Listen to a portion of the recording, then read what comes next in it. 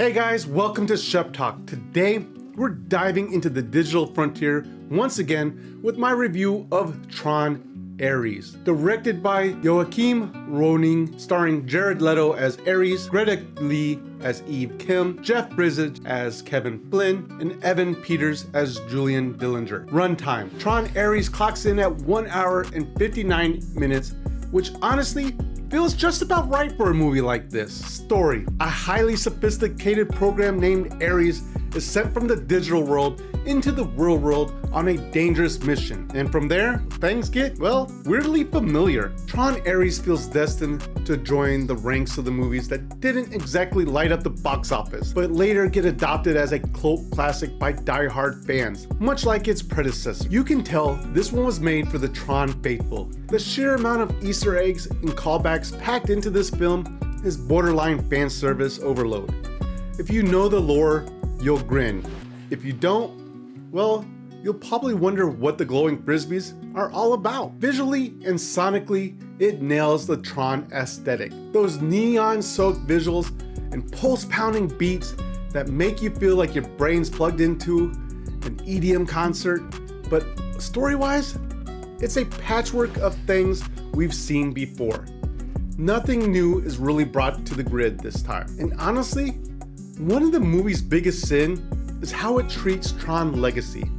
Sure, there are a few callbacks, but for the most part, Tron ARES kind of acts like the movie was a bad dream. It even rewrites parts of Legacy just to make this plot work.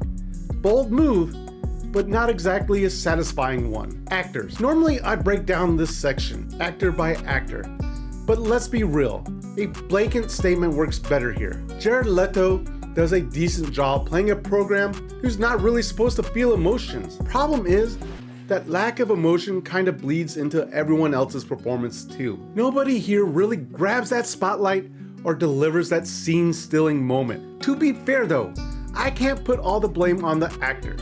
The writing doesn't exactly give them much to work with. When your dialogue sounds like it was written by ChatGPT version 1.0, there's only so much you can do. Action. Tron has never been known for wall-to-wall fighting scenes, and ARES sticks to that formula. But what we do get, some ridiculously fun, over-the-top chase sequences. Seeing light cycles ripping through real-world cityscapes was worth the ticket price alone. And watching grid tech invade the physical world, that's where the movie really shines. The concept is cool, the execution slick, and for a few glorious minutes, I actually felt like I was back inside the grid once again. Cinematography. If there's one thing Tron ARES nails, it's the visuals. This film takes what Legacy did and dials it up to the next level.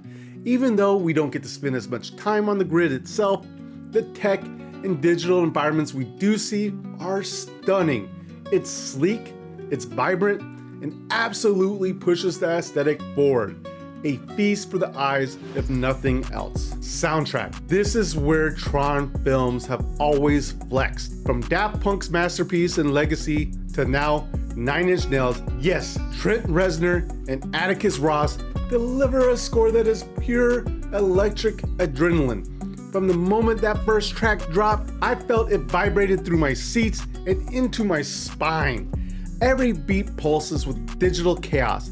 It's moody, it's heavy, and utterly hypnotic, the perfect companion to the visuals. Now, onto my nitpicks. Characters, mostly one-dimensional. They exist purely to move the story along, but don't really have any real depth. Programs, humans, doesn't matter.